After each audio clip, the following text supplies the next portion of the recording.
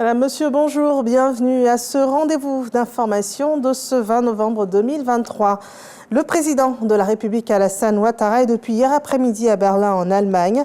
La 5e édition de la conférence de haut niveau sur l'initiative Compact avec l'Afrique du G20. C'est la raison de son arrivée en Allemagne. Et dès son arrivée donc à Berlin, le chef de l'État s'est entretenu avec le chancelier allemand, son Excellence Olaf Scholz, à la chancellerie fédérale d'Allemagne.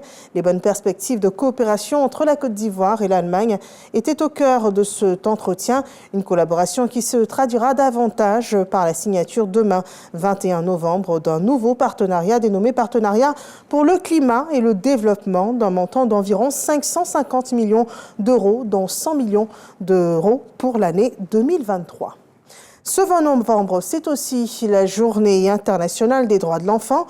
Cette journée témoigne de l'engagement de la communauté éducative pour mieux faire connaître le texte de la Convention, les droits qu'il énonce chez les enfants et les jeunes comme les adultes. C'est aussi une occasion pour les enfants de prendre les commandes dans tous les domaines d'activité et parce que leur voix compte.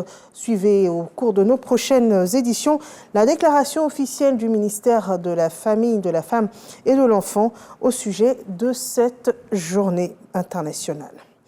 L'actualité en Côte d'Ivoire en santé, une campagne de régulation administrative des établissements sanitaires privés est lancée.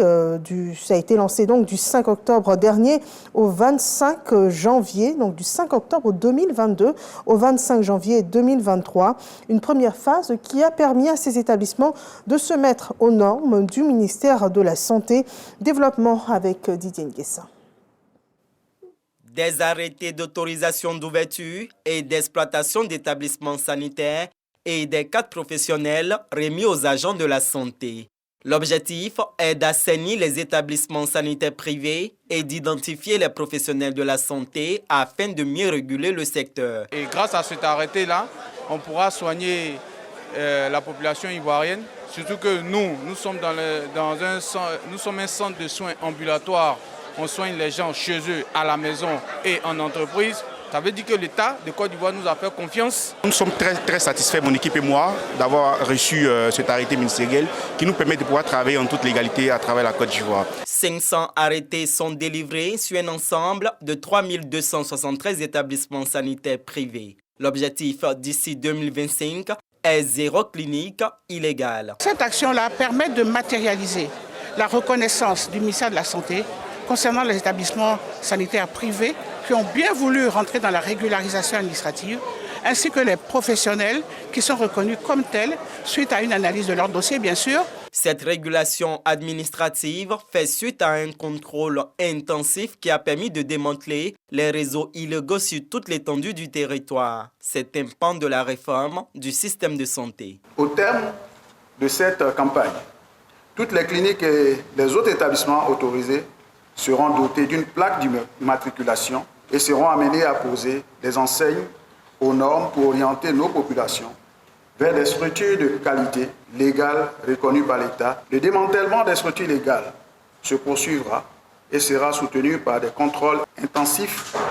L'État y verra particulièrement. Le ministre Pierre Demba a lancé la 2e édition de la campagne de régularisation administrative des établissements sanitaires privés.